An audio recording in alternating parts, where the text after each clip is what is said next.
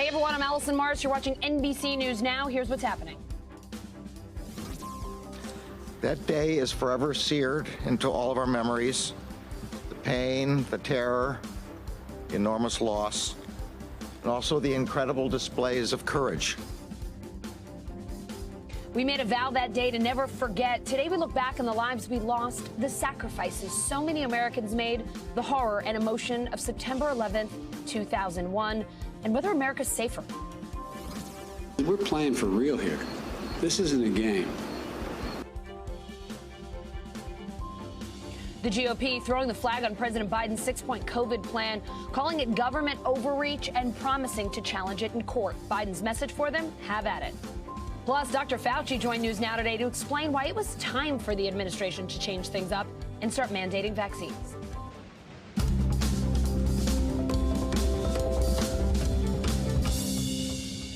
We start today with the 20th anniversary of the September 11th terror attacks. NBC News correspondent Rahima Ellis is at Ground Zero. Rahima, such an emotional day for so many people, especially families who lost loved ones. Could you just tell us some of the personal stories you've been hearing there today?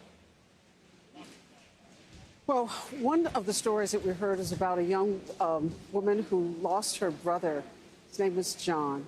And all she could say was how much she missed him and talk about what a fabulous character John was. I loved talking with her because she brought John to life. And what's happening down here at this 9/11 memorial reflecting pool that you see behind me is that there are names on the stone that's behind me. And people come by and they touch it as if to get some sense of someone who was lost. But there's also an opportunity here I should tell you about, Allison. And it's another museum, and it's not so far from here. I want to bring in the CEO of the 9/11 Tribute Museum, and that's Jennifer Adams. We're talking about stories of loved ones who were lost. You're the CEO of a museum that's all about remembering people who were lost in a very personal way. Tell me about it, how it differs from the 9/11 Memorial Museum. The 9/11 Memorial Museum is a wonderful museum. We built a tribute museum, the 9/11 Tribute Museum. It's about 3 blocks south. It's from the community, the people that lived through these events, whether it's family members, first responders, police, fire, survivors, residents of this area that lived through these events. And it's healing for them as to be able to share their stories. It helps them decompress from the trauma that they went through, but it's also an incredible gift to visitors who come here to meet someone, to be able to connect with a personal story.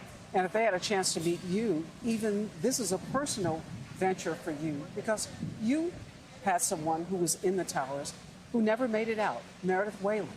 Yes, my friend Meredith was 26 years old, brilliant young analyst at Fred Alger Management. She was on the 92nd floor that morning, and we had had a dinner in her apartment the week before, and I take pride in sharing her story to keep her memory alive. What is the thing that when you think about Meredith, what do you think most about what you're missing? Because she's not here anymore. I think about how much she could have contributed to the world. You know, working in those towers, I worked in the North Tower for several years in finance, and we were at the beginning of our life, and her life cut so short so early.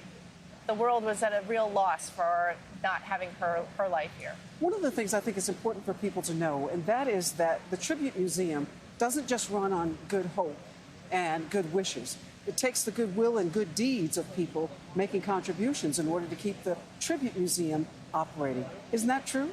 Yes, absolutely. We rely solely on donations, not government funding. Unfortunately, we have not secured any government funding, but it's private donations. And those that come and patronize and come to the museum to hear our stories through admission and the tours that we offer. And you say to hear the stories because we have a whole generation now that has no living memory of 9/11. And we have vowed to never forget. But how can a new generation, a young generation, not forget if they're never told the stories? Is that why you feel the museum is so important? Absolutely. We have many school groups that come through, and we're amazed by their questions, tough questions. Like what, for instance? Kids ask questions we don't ask. Is it safe to fly? Am I safe at, in where mom goes to work? It's a question that then enters, and it's difficult. These are difficult questions, but we've trained our guides in the community to answer these questions, to be able to engage And children need to be able to ask questions. We can't hide from it. It was a horrible day in history. But where we've come, the resilience of our community, and the good deeds that have been done, there are thousands of foundations created in memory of someone lost on 9/11. And at Tribute, we love to share those stories so people walk away with a connection. And the connections often come from an emotional connection, like you have with your friend Meredith. So it's not just a name on granite on a wall at a reflecting pool, but so that people know that there was a life there. Right. If you didn't know someone, it's overwhelming.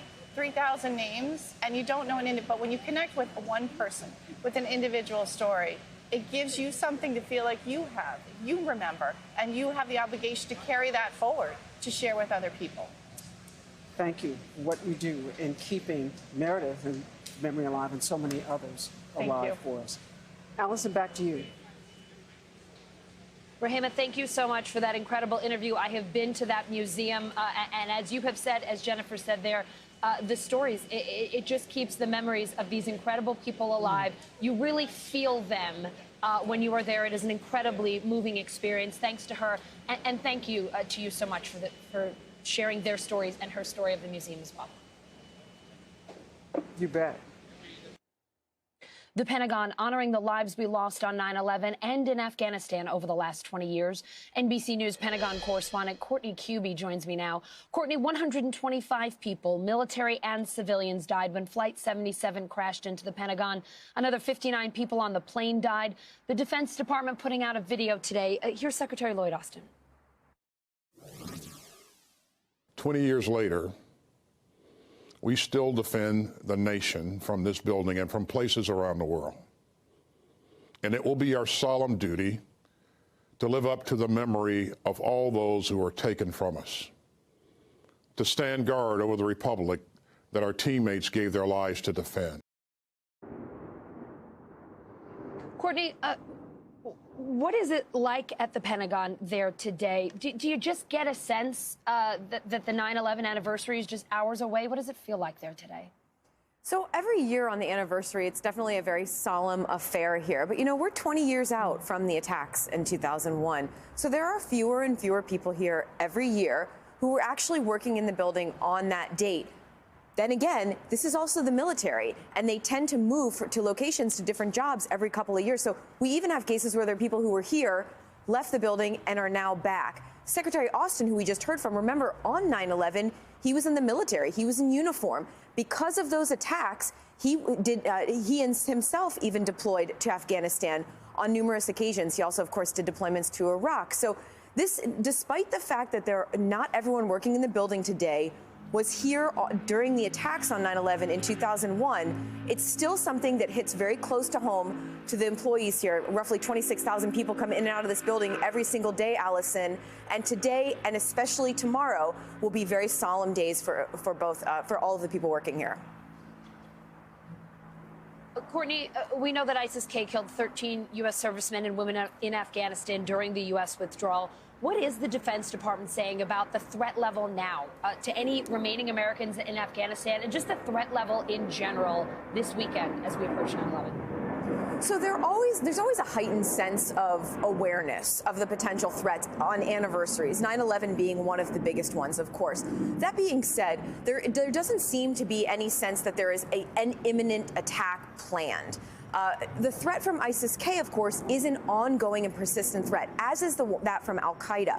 But what's important to point out is, unlike 20 years ago, tomorrow, the threat from al-Qaeda is very different than it was then. They have a pretty strong and pretty capable presence in Yemen, al-Qaeda in the Arabian Peninsula.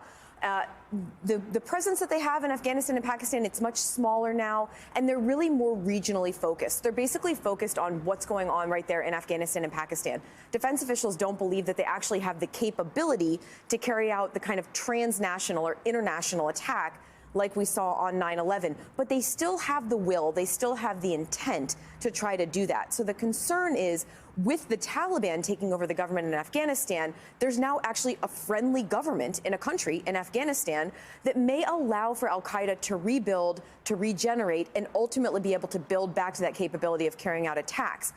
on the threat from ISIS, which of course didn't even exist back on 9/11, they still are, they as well are more of a regional player, but they also have that will, that desire to carry out international attacks. So 20 years later, there still is a very real threat from terrorism here in the United States.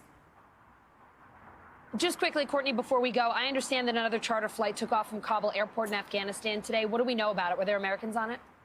There were more than 150 people on board, Americans, British, Germans. There were a number of foreign nationals on board. It left from Kabul towards Doha. It's another charter flight. We're hearing about efforts to get more flights out like this, but it is very difficult. It's a logistical feat.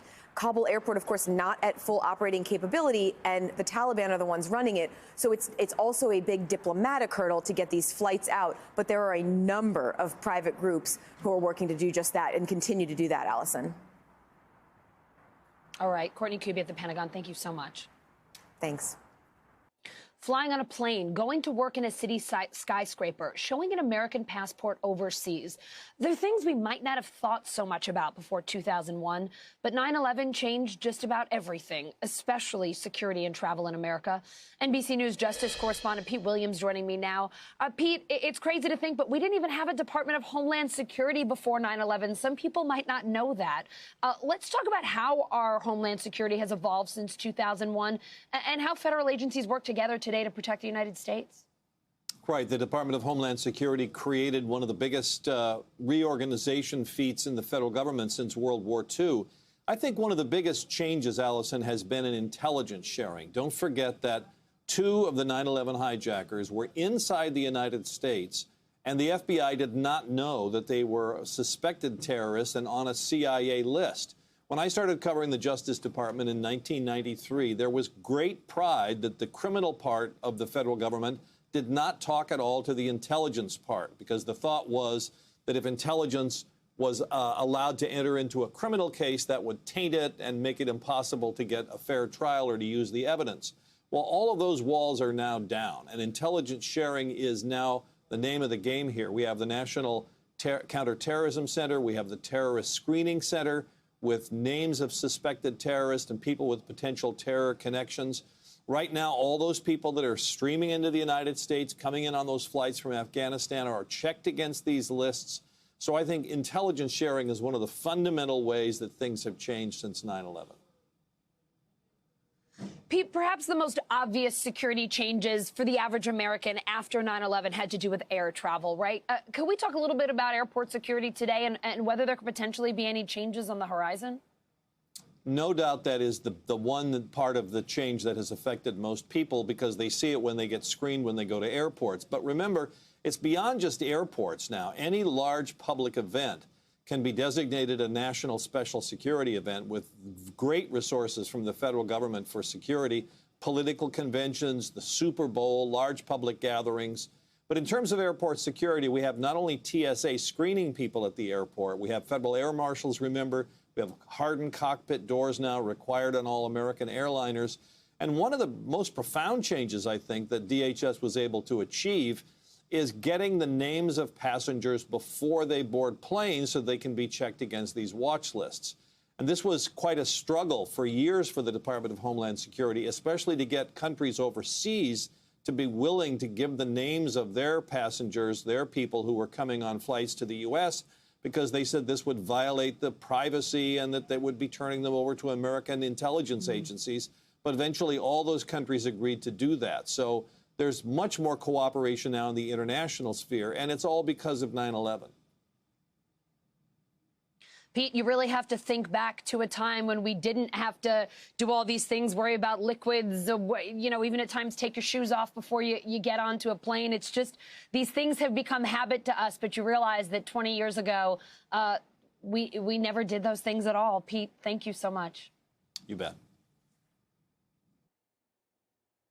Everyone can tell you a story about where they were on September 11th. Most New Yorkers remember how beautiful and blue the sky was that day. Then the planes hit and total panic set in. NBC News Now anchor Savannah Sellers sat down with 4 people who will never forget a second of that day, sharing their memories now on tours of the 9/11 Tribute Museum. Greg, Anne, Jeanette, and Joan.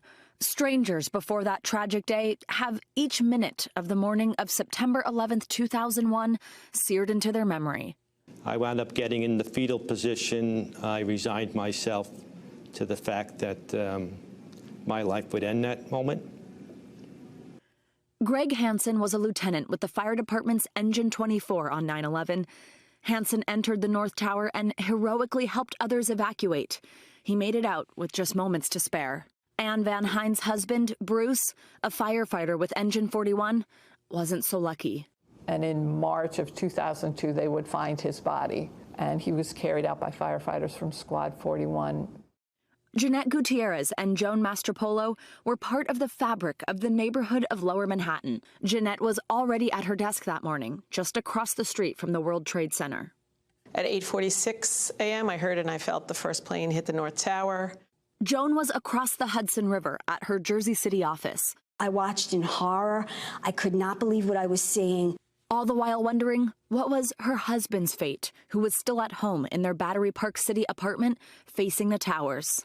My windows were all blown in. Honestly, I have to tell you, I'm one of the lucky ones. My husband and I are both here to tell our stories. These four have made it a point to tell their stories, bringing remembrance to that day with each tour they give at the 9/11 Tribute Museum, putting a focus on the victims and all that was lost. What does never forget mean to you? To me, never forget means that we're going to do everything that we possibly can to ensure that the world knows what happened here on September 11th. You know, if you've ever seen a beautiful mosaic, and some of them depict scenes, if there's a piece missing, then the picture isn't complete. And I think for us to understand what happened on September 11th and in other things that have happened since, we need to know all those stories. And it's not a puzzle. They don't connect that way, but they lay next to each other to really give us this living testament of what happened. Having seen it and been right in it and knowing you won't forget that, how do you think we as a whole are doing with remembering? Let's just think about all the tragedies that happen in the world over time. And then let's think about how we remember any of those tragedies. Very few have a memorial significant as this.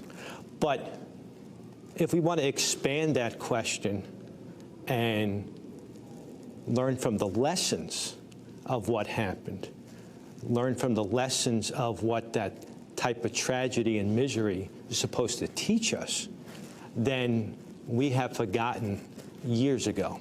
You can never forget what happened that day, but what we really shouldn't forget is what happened that day after, how we were united. That's what we need to never forget. The very halls of this museum keep this group united, finding understanding and compassion they sought for years. Our paths probably never would have crossed if it wasn't for September 11th. Lessons they impart on each museum visitor signed up for a tour. Lessons they say are the very heart of what it means to never forget. My job is done when I finish my story. You have to go home. You don't have to remember my name. You don't even have to remember my story. All you got to say is, I met this lady once, I think, in New York somewhere. It was 9/11 related. But she said to be kind, purposefully kind, purposefully kind. And I'm going to do that.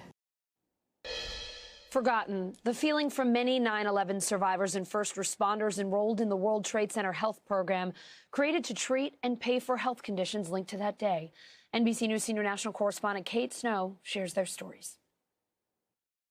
On September 11th, EMT Michael Day rushed to the World Trade Center. That was the most amazingly horrible thing I had ever seen. He returned week after week, breathing in toxic dust. You felt like grit on your teeth. Last year, Michael was diagnosed with prostate cancer. He's enrolled in the World Trade Center health program, funded by Congress to pay for ongoing treatment of survivors and first responders for 9/11-related conditions. For more than 23,000 who no longer live in New York, like Michael in Erie, Pennsylvania, the program is administered by a company called LHI. If you had to describe the way this program operates, haphazardly comes to mind. Horribly. Michael says LHI approved surgery for his cancer. Absolutely, Mr. Day will take care of everything, no worries. What happened when you got out of the hospital? It took 48 hours to get pain meds. NBC News spoke with nearly 20 LHI members, many with post-traumatic stress, who described being hounded by collection agencies after bills went unpaid, struggling to get appointments, endlessly waiting on hold, and bounced around on the phone. Do you have to call routinely because everything requires a phone call and approval? If I need a CAT scan, I have to get approval from them. If I need an MRI, I need approval from them. What is happening to 9/11 survivors who are part of this program? They are being forgotten. Their needs are being unaddressed as well as minimized. Tiffany Young, a lead case manager, and Sierra McCormick, a former case care coordinator, are 2 of 7 current and former employees of LHI we spoke with. They say delays and dysfunction have become far too common. A first-time phone call, those basic appointments are scheduling into March, April of next year. Just to get on the line with someone and find out what you might have a right to in terms of health care?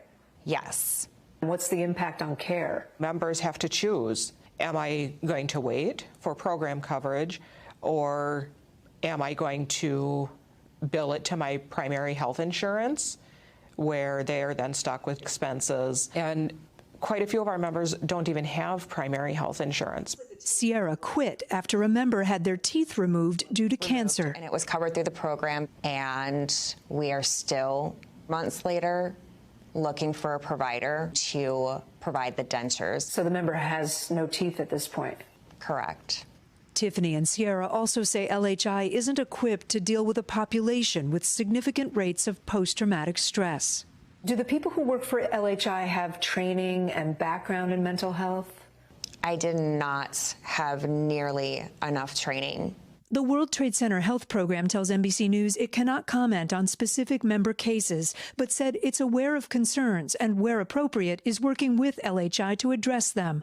LHI said it's committed to treating every individual we serve with care and compassion, and it will carefully review members' concerns. People might think, well, this is how our American healthcare system works. I do not remember the last time I had to wait 6 months to address a confirmed diagnosis. Back in Erie, doctors just discovered a cancerous tumor in Michael's jaw. He'll be asking for more help from LHI. I think it's funny. They end every phone call with, "Thank you for what you did." I don't need their thanks. I was doing my job. I want them to do their job. 20 years after that horrible day, LHI's contract to serve those who served a nation is up for renewal by the federal government. Let's check in with NBC News Digital reporter Maya Eaglin. She's following the latest headlines from NBCnews.com. Maya? Hey, Allison, we started at Florida Middle School, where police say they prevented what could have been a mass shooting. 2 teenage boys were taken into custody Thursday after another student told a teacher he thought one of the teens might have had a gun in his backpack. While no gun was found in that backpack, authorities did find a map of the school's security cameras. Investigators say the teens were allegedly studying the 1999 Columbine massacre. A Colorado truck driver sentenced to 16 years in federal prison for nearly killing a black man by slashing his neck. Prosecutors say when they asked Nolan Levy Strauss why he attacked the man back in 2019, Strauss responded saying, quote, because he was black. In court, Strauss apologized for the attack and pleaded guilty to a federal hate crime involving an attempt to kill. Police in Illinois say 3 people are in custody following a shooting in East St. Louis that left 7 people, including a child, injured. Police had been looking for the suspect since late Thursday afternoon when they fled the scene by car before crashing into a Metrolink train. Authorities are still looking for a motive. 3 people who helped organize an annual Tiananmen Square candlelight vigil in Hong Kong are in custody after being charged with subversion under China's national security law. Authorities have banned the vigils these past 2 years, citing the pandemic. But critics believe the ban is a crackdown on pro-democracy demonstrations that have become common in Hong Kong. A longtime ESPN reporter tweeting she won't be covering this year's college football season because she's choosing not to get vaccinated. Allison Williams says she's concerned about getting the shot since she's trying for a second child with her husband. While doctors have repeatedly stated the vaccines are safe for pregnant people or those trying to become pregnant, Williams says she's at peace with her decision. Allison, back to you. All right, Maya, thank you. I want folks to know that we're going to be okay. We're going to be okay. We know what it takes to keep our children safe and our schools open. And we have the tools to do it. Last night, I laid out a plan for the fall to beat this pandemic. We're going to be okay. President Biden reassuring teachers and staff at a D.C. middle school this morning, recapping a 6-point plan to drive back the pandemic. NBC News White House correspondent Mike Memley joining me now. Mike, the president saying today about 90% of educators are vaccinated. Those are pretty decent numbers, but he wants to get that to 100. How does he plan to make that happen, and what other school safety measures is he laying out? Yeah, Allison, well, one of the things that the White House has been really wrestling with during the course of the entire pandemic are what things do they have the legal authority to require on the part of ordinary Americans or people in particular professions, and what kind of things can they only set sort of standards or recommendations that are left then to other people to implement? Well, that's definitely the case as it relates to schools, because remember, schools are really governed at the local level and the state level. And so what the president did during his visit to a local middle school here in Washington, D.C. was describe some of the steps that he is taking where he does have direct authority and specifically federally run school districts, but also to talk about the funding that is available to a lot of schools around the country to implement common sense safety measures. Here's the president laying those out. We're requiring vaccinations for teachers, where I have authority to require it, who work in U.S. government and educators in Head Start, which is a federal program, because it's funded by the federal government. But I'm calling on all governors to require vaccination for all teachers and staff. Now, on school safety measures. In our American Rescue Plan, which we passed early on, we provided the funding for ventilation systems, cleaning and sanitizing services, and critical safety measures to significantly reduce the spread of the virus. So as the president sort of hinted at there, one of the real challenges, and unfortunately one of the real political dividing lines throughout COVID, has been on this issue of schools. And so that's why yesterday we heard the president really speak to governors like Florida's Ron DeSantis, who has actually said the state will try to withhold funding from school districts that try to impose masking mandates or vaccination requirements. The president saying, if your paychecks are docked because you make these decisions, we will make you whole. As the president said, we'll have your back. So that's an area where the president can weigh in here, Allison. Mike, the RNC is planning to sue the Biden administration over its vaccination mandate. How's the president responding to the threat of legal action from the GOP? Well, the president was asked about that today, and he said, bring it on. And that really speaks to the attitude of the White House at this moment. Remember, because in July, we talked so much about the president's goal of 70% of Americans having a single dose of the vaccine. He fell short of that goal. But to try to get there, it was all about carrots and sticks, mostly carrots, though. All the free beer, free everything you could get if you went and get a vaccine. Well, what we saw yesterday as part of this 6-part plan was the president really channeling the frustration of a much larger group of Americans that he says are now really frustrated by the fact that a narrow group of 80 million Americans refuse to get vaccinated. And in his view, that's what's holding us back. So as Republicans are really out there today challenging the president's proposals and the RNC saying they're going to sue them, the president feels he's on really strong political ground because most Americans support the idea of these kind of requirements in school districts, in the ordinary workplaces. Most Americans are frankly frustrated that the few people who are unvaccinated at this point refuse to do so. So the president would rather err on the side of action to try to support those who are vaccinated than inaction to appease those who aren't. All right, Mr. Memley at the White House. Thank you so much, sir. Thanks, Allison. A political fight in D.C. over vaccine mandates. Republican lawmakers outraged, threatening to sue, calling them absolutely unconstitutional. NBC News Capitol Hill correspondent Leanne Caldwell joins me now. Leanne, we were just talking to Mike Memley about this. Republicans getting pretty busy on Twitter. They are going after the president's vaccine mandate. We know the RNC is planning to sue. What else is the GOP threatening?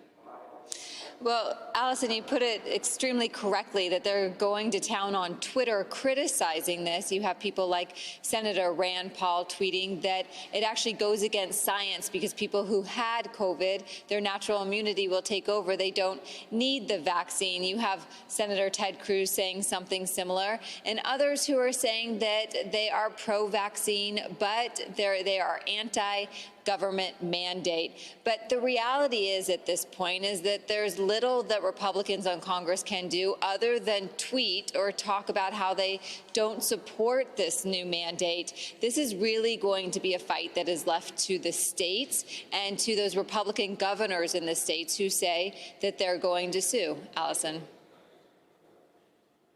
Leanne, today Senate Majority Leader Chuck Schumer is calling for more health care funding for 9/11 first responders and survivors. What's he saying? What else is he asking for? That's right. He sure is. There was a health fund that was created in 2010 and 2015. That funding was extended pretty much indefinitely for the next 90 years. Now, what they're calling on today is for that health funding to be adequate moving forward, because this is kind of complicated, but the funding mechanism was tied to inflation. But in reality, medical costs are rising higher than inflation. So people who receive money and support from this medical fund say that their medical costs aren't keeping up with what the fund is providing. And so that's what they are called, these Democrats and even some Republicans are calling for today, because it's a pretty big understatement, but there are a lot of people who have health problems, from the first responders or people who were searching on the pile for months for their loved ones. And those health problems span from sinus problems, chronic sinus problems, all the way to cancer. And the health problems are growing, Allison. Leanne, the January 6th Select Committee got its hands on thousands of pages of documents today. What are they looking at here? What do you know? They sure did. They had a 2-week deadline for some government agencies and for social media companies to turn over records pertaining to January 6th and also the lead up to that day. Well, that deadline was late last night, and the committee says that they have received thousands of pages of documents from both government agencies and from these social media companies. What these documents say specifically, it's unclear. The committee staff is currently going through them as we speak and trying to figure out what is relevant and what is not. Another thing is that the committee says is the National Archives says that they are following regulations and laws and going through their presidential records on behalf of this committee. And so there's a lot of movement happening on the January 6th Select Committee. When we'll see the evidence and what they found, that's still a little bit unclear. Allison. A lot of papers to get through there for sure. Leanne Caldwell on Capitol Hill. Thank you. Thanks.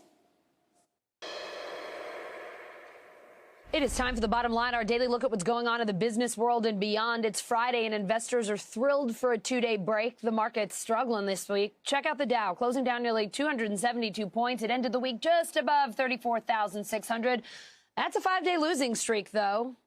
It has been a few weeks, but the band is back together. Investopedia editor-in-chief Caleb Silver's here. I've missed you, my friend.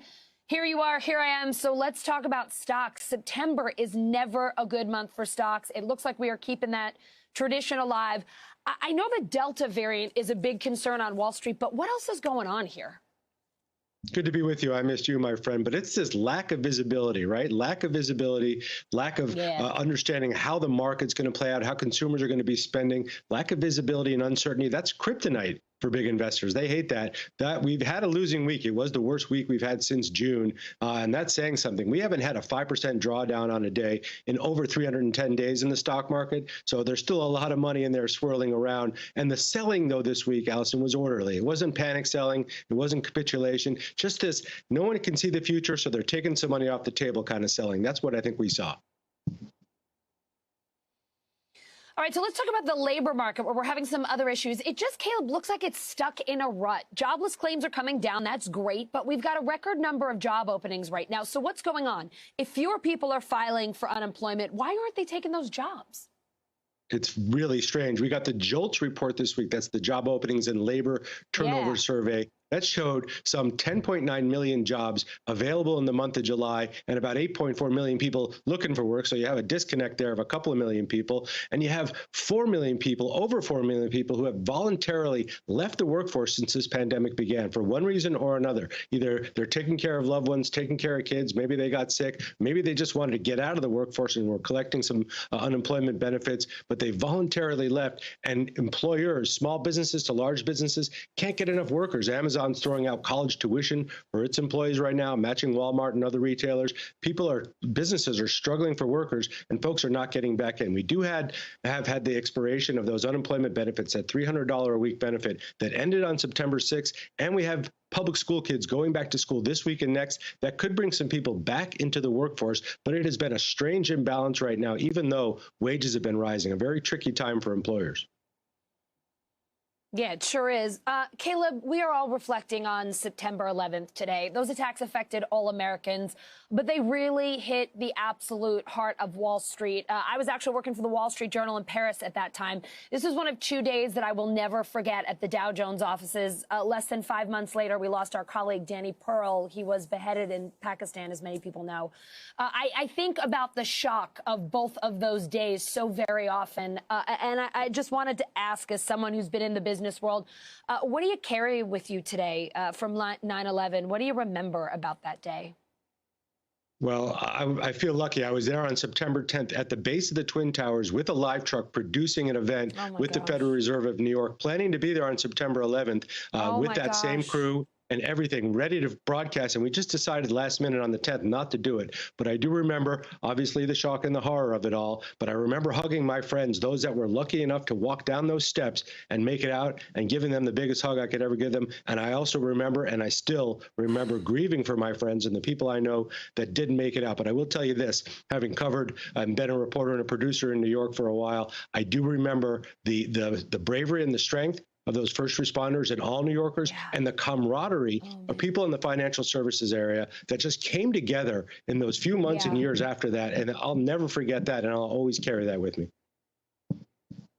Caleb, I think all New Yorkers will remember what the city was like in the weeks and months that followed. It was a horrible time, but it was also a beautiful time watching Americans come together. It really was something. Thank you for sharing your memories of that week, and hopefully we'll see you next week. Thanks, Caleb. See you next week. President Biden's new vaccine mandates will affect more than 2/3 of the American workforce. Earlier on News Now, Dr. Fauci, the president's chief medical advisor, explained to Savannah Sellers why, after months of shying away from requirements, the administration is now embracing them. Joining us now is Dr. Anthony Fauci, of course, director of the National Institute of Allergy and Infectious Diseases and chief medical advisor to President Biden. Dr. Fauci, thank you so much for joining us this morning. It's a big morning. We now have this new plan from President Biden that we are grateful to be able to discuss with you. So, of course, the vaccine mandates are going to impact about 80 million Americans. But before these mandates, earlier this summer, the administration had seemed to shy away from mandates, and instead there was this big push on education and outreach on the vaccine. So did that not work? Did it only take us so far? Well, I think the latter that you just said, it took us only so far. It worked to some extent. We did put, and still are putting, a big push on making it extremely easy for people to get vaccinated. Having trusted members of the community, trusted messengers to go out and get people to understand why it's important to get vaccinated, to make the vaccines very easily accessible, free, easy, convenient, safe. They work. So we did get a considerable portion of the population vaccinated, but now we have this recalcitrant about 76, 77 million people who are eligible to get vaccinated, who have not yet gotten vaccinated. And that is the reason why we are continuing to be in a significant uptick of infections. As I mentioned, and you put up on the screen, 160,000 new infections per day is not where we want to be. And we've reached a point where we've got to do something different. And that's what the president's speech was about when he spoke about the additional mandates.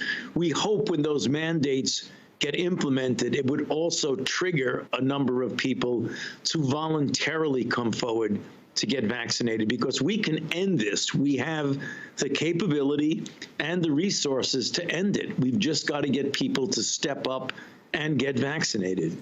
And Dr. Fauci, President Biden's mandate was not just you have to get vaccinated, full stop. It's also there's this option to have this weekly testing. You have to produce a negative test once a week. Let's say a company has a pretty large population of unvaccinated workers.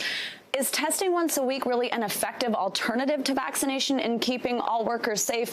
And I mean, for example, it was an option for federal workers, and now that testing opt-out is no longer an option. Is that because it's not good enough? It's not safe enough? Well, the president was trying to strike a middle ground when you were talking about workers. I mean, the statement that was made that in individual enterprises that have 100 or more people working in that enterprise, that either you get vaccinated or you have regular testing. The optimal thing is just full stop vaccination. But since there's going to be obviously some pushback on that, on people who don't want to lose their jobs, but they really don't want to get vaccinated, the president gave an alternative. However, there isn't that alternative if you are a federal worker in the executive branch. It's vaccination or disciplinary action. So it isn't always, in every case, the option of getting tested. That's not so if you are a federal worker. Let's talk about vaccine mandates in schools. We're already seeing more children test positive for COVID than any other time in the pandemic, of course, concerning to every parent in this country. I want to ask you about sort of a tale of two cities. In LA, we now have this vaccine mandate in schools for children who are eligible. Meanwhile, in New York City, our mayor is saying we're not going to do that. What do you think about that? What do you think about mandating vaccine for children who are eligible? Well, I'm in favor of that, and I'm in favor of what they are doing in Los Angeles. I think people should appreciate that this is not a new concept. This is not unique. There are many situations, vaccines that all of our children, I know my children, when they were at that age of going to school, they had to be vaccinated for measles, mumps, rubella, polio, and all the others. So the idea about requiring vaccination to attend school is not new with COVID-19. It's been around for a very long period of time. Absolutely. One of the other things that came out yesterday, of course, is this mandate for healthcare workers. And along with that came a focus on the statistic of how many healthcare workers are not vaccinated, which is 27%, according to the COVID States Project. How concerned does that make you, not only for the patients of those healthcare workers or someone who's interacting with them, but in terms of vaccine hesitancy? I mean, if someone's nurse, if someone's doctor says they don't trust the vaccine, how can somebody who's being cared for by them trust it?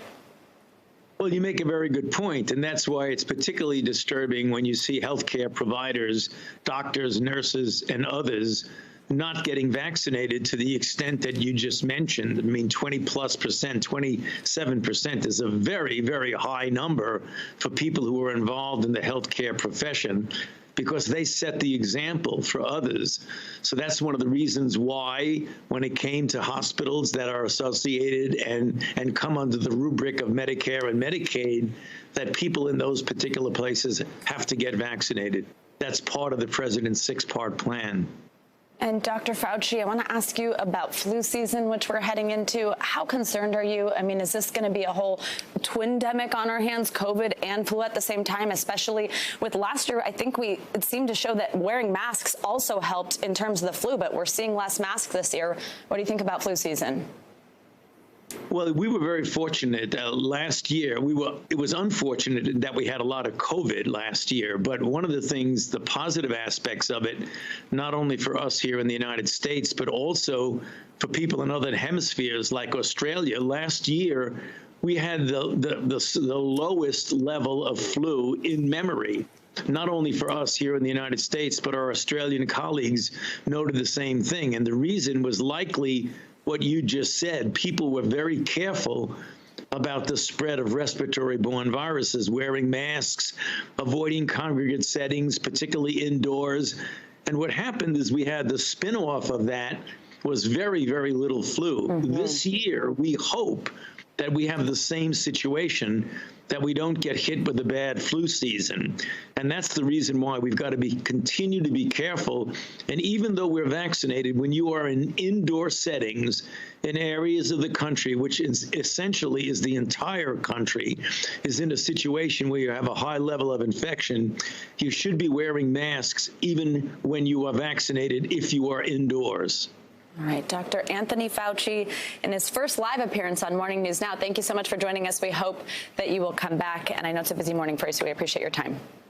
Thank you. Good to be with you. While Americans around the country watched the 9/11 attacks happen right on their TV screens, our NBC News journalists were on the ground reporting. Take a listen as Rahima Ellis, Darlene Rodriguez, and Ron Allen share their memories from that day. It was a beautiful morning. It was a day off for me.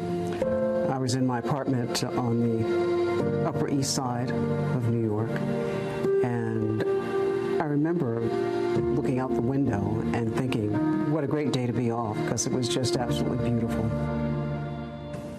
20 years ago, we were still using pagers, and my pager went off, and it was the New York Bureau, and I called in, and they said a plane had gone into the World Trade Tower.